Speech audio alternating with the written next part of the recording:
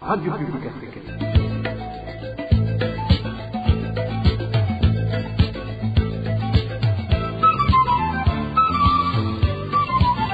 Radio Publique Africaine.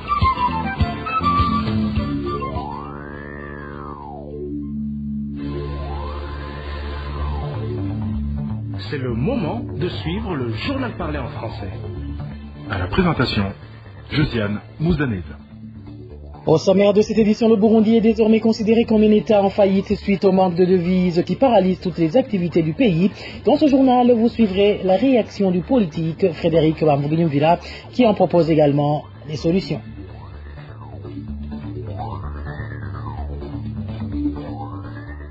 Un jeune originaire de Gishubi est introuvable depuis 4 jours. Arrêté à son arrivée sur la frontière de Kobero en provenance de l'Ouganda, sa famille n'a plus de ses nouvelles.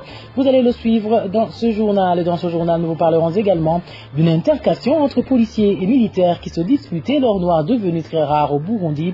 Voilà pour les grandes articulations. Bien le bonsoir chez vous, mesdames et messieurs. Tout de suite, le développement de ces titres.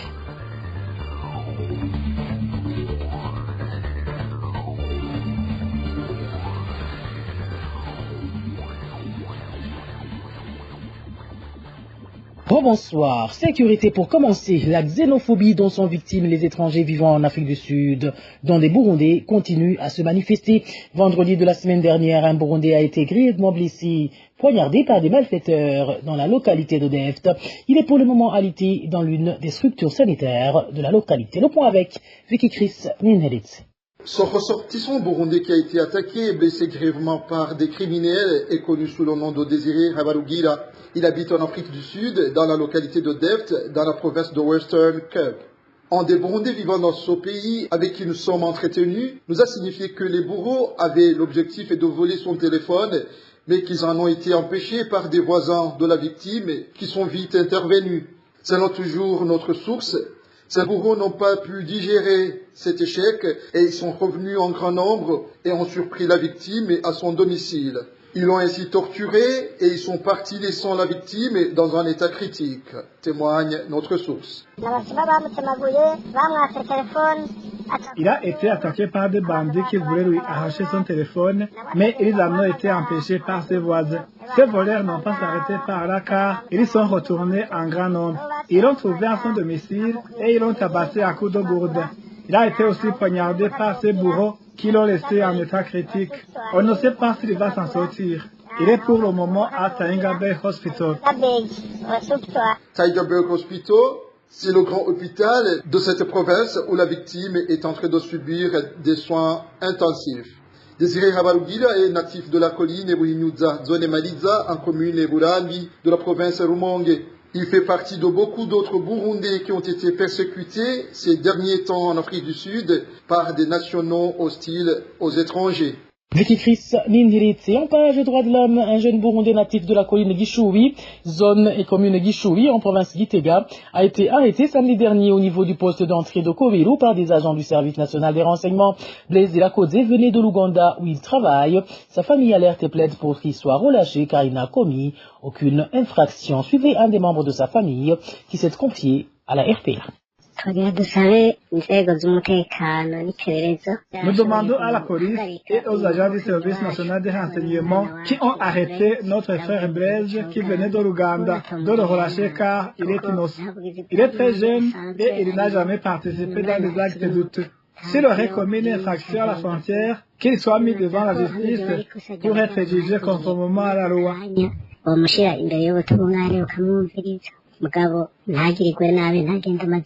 Qu'il soit relâché car il n'a jamais participé dans les actes criminels. Nous leur demandons d'enquêter même au niveau de sa commune natale de Gishubi et ils sauront la vérité. Ils comprendront que le nôtre est innocent et qu'il vit en harmonie avec tout son entourage. Nous insistons beaucoup qu'il soit libéré car il n'a pas commis d'infraction. Il était allé en Ouganda à la recherche d'une vie meilleure en travaillant avec ses propres forces. Il ne soit pas considéré comme un ennemi du pays comme on l'entend souvent parler aux victimes des arrestations arbitraires. Nous demandons donc aux autorités habilitées de suivre de près son cas afin qu'il ne soit pas porté disparu. Selon les informations recueillies auprès de ses proches, Blaise Irakozi, avant de rentrer, s'était rendu à l'ambassade du Burundi en Ouganda pour demander un document baptisé Gohom lui permettant de franchir la frontière, car ses documents de voyage avaient expiré, d'où l'étonnement de ses proches qui ne comprennent pas pourquoi le leur a été traité de la sorte. Droits de l'homme toujours.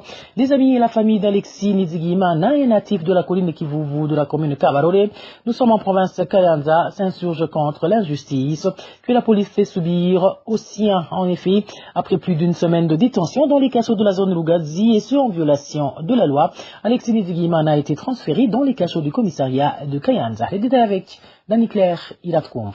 L'arrestation et la détention d'Alexis Nizigimana a été émaillée d'irrégularités. Selon notre source, l'officier de la police judiciaire en poste en zone Lugazi de la commune Kabarore, prénommé Innocent, et c'est lui qui a arrêté cet habitant sans mandat ni motif d'arrestation. Comme si tout cela ne lui suffisait pas, poursuit notre source, cet OPG a gardé le prévenu 7 jours dans un cachot de la zone sans motif valable. Cette injustice lui infligée par l'OPG prénommé Innocent n'était animée que par le fait de vouloir satisfaire un commerçant de pierres précieuses du nom de Vincent Dagijimana, considéré par l'entourage comme intouchable, que ce soit par la justice ou la police, ce que notre source considère comme déplorable.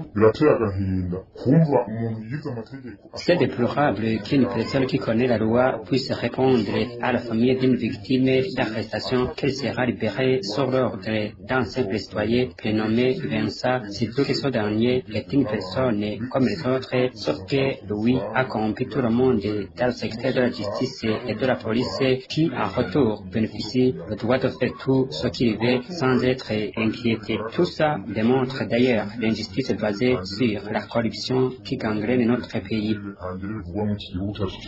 La famille et les amis d'Alexis demandent au procureur de la République en province de Kayanza de faire de son mieux pour que l'injustice qu'on est en train de faire subir cet habitant cesse. Ils demandent également que cet OPG prénommé Innocent, qui roule pour celui qui a de l'argent, au lieu de défendre la loi, soit puni conformément à la loi, car il déshonore la justice. La rédaction de la RPA n'a pas encore pu joindre Isaac Ngabira, procureur de la République en province Kayanza, pour qu'il s'exprime sur le comportement de cet OPG. Je vous le disais en titre que le manque de devises qui est à l'origine des pénuries répétitives des produits de première nécessité et de la chute de l'économie prouve que le Burundi est actuellement un État en faillite. C'est du moins l'analyse de Frédéric Bamvuli-Mvila, cet ancien vice-président du Burundi, explique aussi ce qui démontre que le Burundi est économiquement fragile, comme d'ailleurs le président l'a déjà soulevé. Suivez.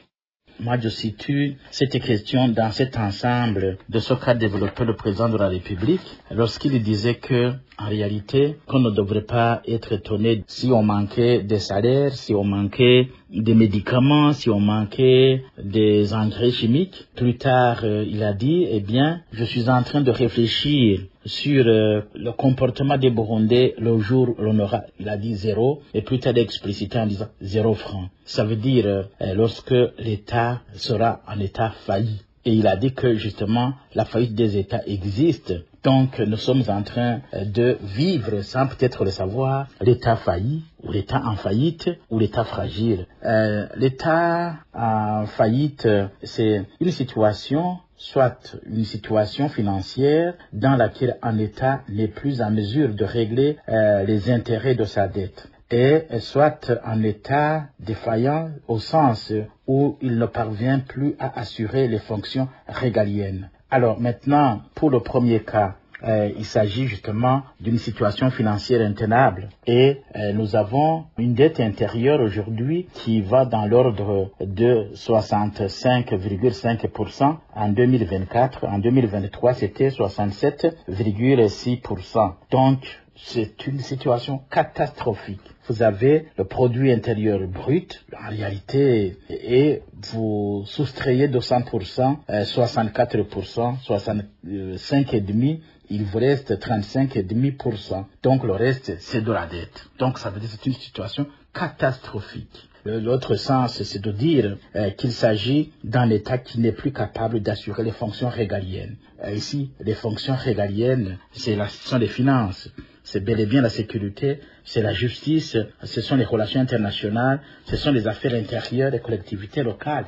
Comme solution aux problèmes économiques que connaissent le Burundi, Frédéric Mamvugnyumvira indique que des discussions entre tous les Burundais sans distinction aucune pour analyser ces problèmes et ses origines pourraient aider à redorer l'image du pays. Encore une fois, Frédéric Mamvugnyumvira. Il n'y a pas 36 solutions. On devrait être capable de s'asseoir et discuter comme Burundais sur l'avenir de notre État. Parce que les gens qui tiennent l'État ne comprennent pas qu'ils sont en train de tuer le pays et l'avenir des Burundais. Il faut qu'aujourd'hui, on s'asseye, on discute sur comment redresser la situation. Or, nous avions une solution qui est là, c'est le respect de l'accord d'Arusha, réhabiliter l'accord d'Arusha et justement revenir sur la Constitution qui garantissait l'avenir de tout Burundi et aussi qui garantissait le traitement des questions qui nous assaillissaient. Maintenant, si l'État burundais continue à dire non, ça veut dire qu'on va continuer à s'enfoncer et nous ressurgir. Pour embrasser la voie de la démocratie, ça va être difficile pour nous. C'est pour cette raison que nous lui demandons de comprendre, qu'il est incapable de la situation seul et qu'il doit accepter que des gens qui peuvent nous aider d'intervenir pour que nous puissions avoir du dialogue ou des négociations pour que nous quittions cette situation de l'État failli. De la gouvernance, passons à la page santé où la ministre de la Santé publique et de la lutte contre le sida ne confirme ni n'infirme pas l'existence d'un cas d'épidémie d'Ebola au Burundi. Annonce faite ce lundi lors d'un point de presse après qu'une fille qui présentait des signes de cette épidémie est morte une semaine après son admission à l'hôpital militaire de Kamenge. La ministre Lidwine Baladahana indique qu'en collaboration avec l'OMS, les prélèvements ont été faits et promet que les résultats issus du laboratoire seront publiés. Suivez plutôt la ministre Lidwine Baladahana en charge de la santé.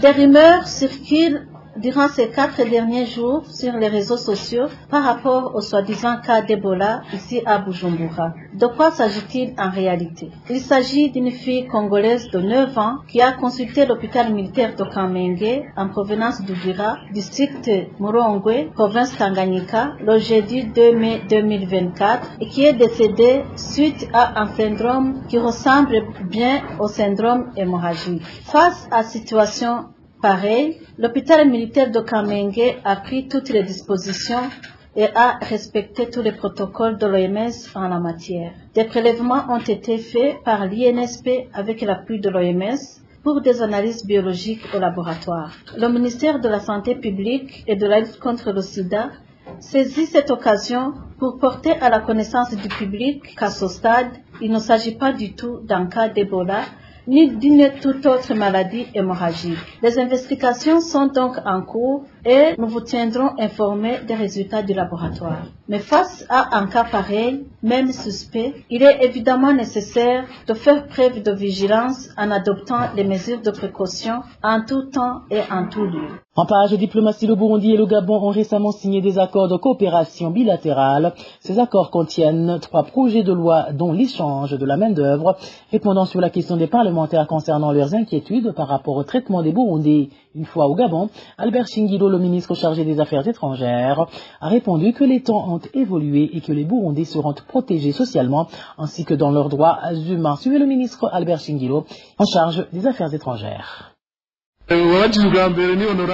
Celui qui a posé la question en premier est l'honorable Antoine. Ce dernier a soulevé les accords qui existent entre le Burundi et le Gabon depuis 1975. Ces accords sont basés sur l'échange de main-d'œuvre. Monsieur Antoine a continué à relever les difficultés qui ont caractérisé ces accords, surtout les problèmes que les Burundais qui y sont allés ont rencontrés, comme le changement climatique et les intérêts des Français qui étaient au Gabon à l'époque. Ainsi, tout cela a fait que les Burundais n'atteignent pas les objectifs qui les avaient amenés dans ce pays. Donc, pour le moment, Antoine veut savoir si les mêmes cas ne vont pas se reproduire. Moi, je vous dirais que les coopérations entre les pays évoluent de jour au lendemain. La façon dont les employés étaient traités en 1975 n'est pas la même qu'aujourd'hui. Les présents accords incluent que la protection des travailleurs qui sont envoyés au Gabon.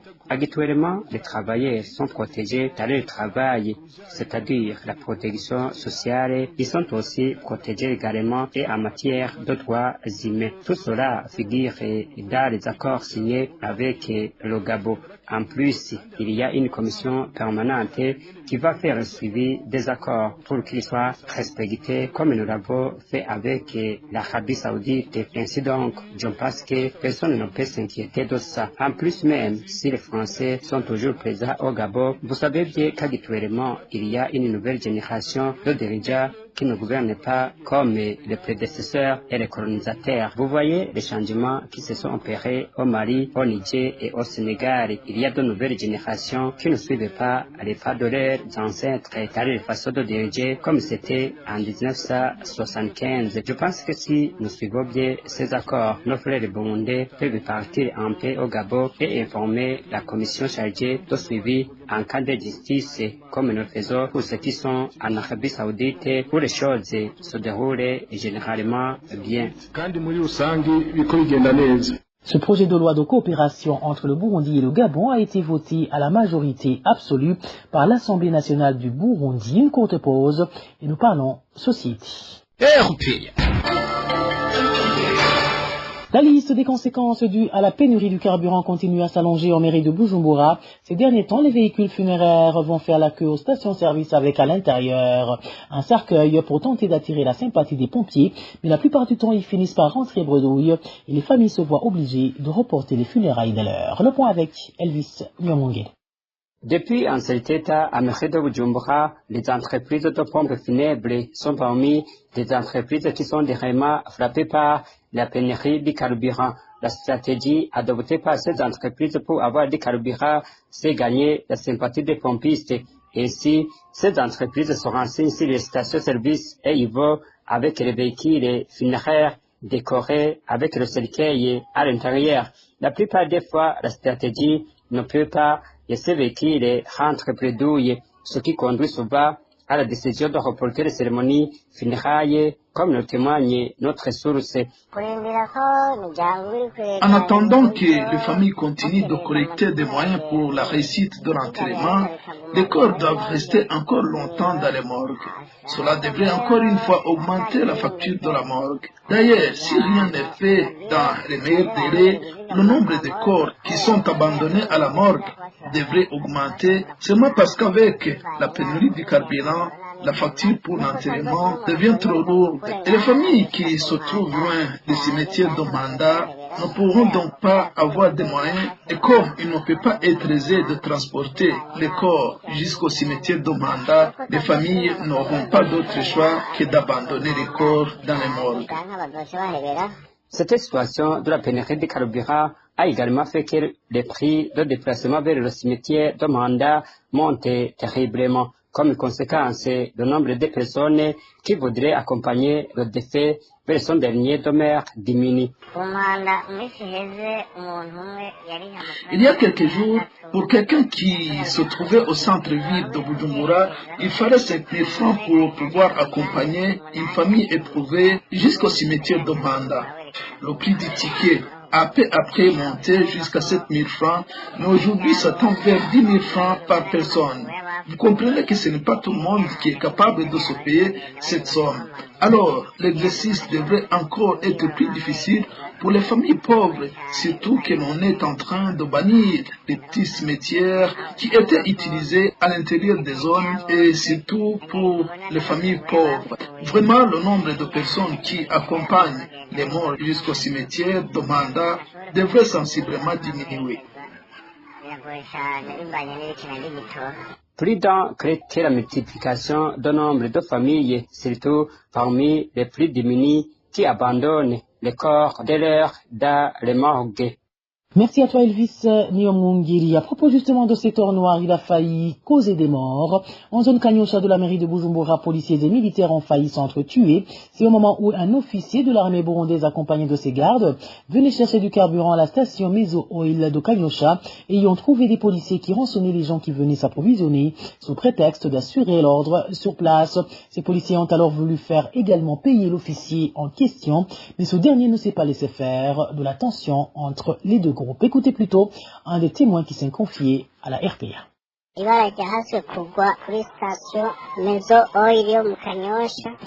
Une tragédie allait se produire sur la station-service de pétrole Maison Oil de Kanyosha située à la 6e avenue. Vous savez que ces derniers jours, les policiers crédit des ordres sur les stations-service pendant cette période de carence de carburant. Ils font des magouilles en donnant la priorité aux véhicules qui ont payé un pont de 20 000 francs burundais et plus. Aujourd'hui, au moment où les pompistes étaient en train de servir le carburant sous la supervision des policiers, un officier militaire est arrivé accompagné par ses actes et il a demandé aux policiers de lui procurer de l'espace afin d'être servi et retourner au travail. Les policiers ont catégoriquement refusé. L'officier militaire leur a dit pourquoi vous me refusez alors que je vous ai vu en train de servir les voitures qui ont payé du pont d'Ové. Un parmi ces athées a suggéré à son officier militaire de pénétrer par force.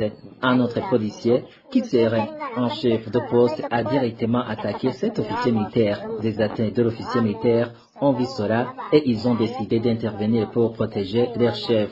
Un athée de cet officier a automatiquement réagi en attaquant lui aussi le policier en le poussant par le coude et les gens qui se trouvaient sur place ont applaudi Houa. Un chef policier s'est déplacé pour aller prendre un pistolet et l'athée qui l'a vu lui a dit que s'il bouge, il allait lui tirer dessus. Il lui a dit également qu'il sera abattu avant même de toucher au pistolet. Pris de peur, la population demande au gouvernement d'interdire la présence des policiers aux stations-service, car ces derniers ne font que créer du désordre, comme en témoigne ce citoyen. Nous demandons d'éloigner les policiers de la distribution de carburant car ce sont ces policiers qui créent du désordre en demandant de l'argent aux clients. On sert celui qui a versé un pont d'Ové qui vient d'arriver alors qu'il y a d'autres clients qui passent plus de 3 jours sur la file en attendant d'être servis.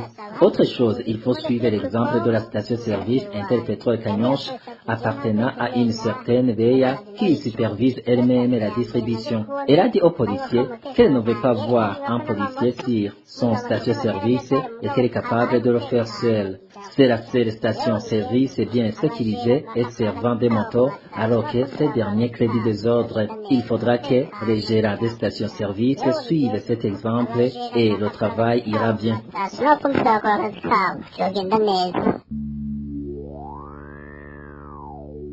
Et voilà, mes fidèles de la RPA, c'est par ici que prend fin le journal en français de ce mardi 7 mai 2024. Merci à vous qui nous avez prêté une oreille attentive. Merci également aux équipes rédactionnelles et techniques pour leur franche et parfaite collaboration. À la présentation de ce journal, vous étiez avec Josiane Mouzaneza. Passez de bons moments chez vous. Au revoir.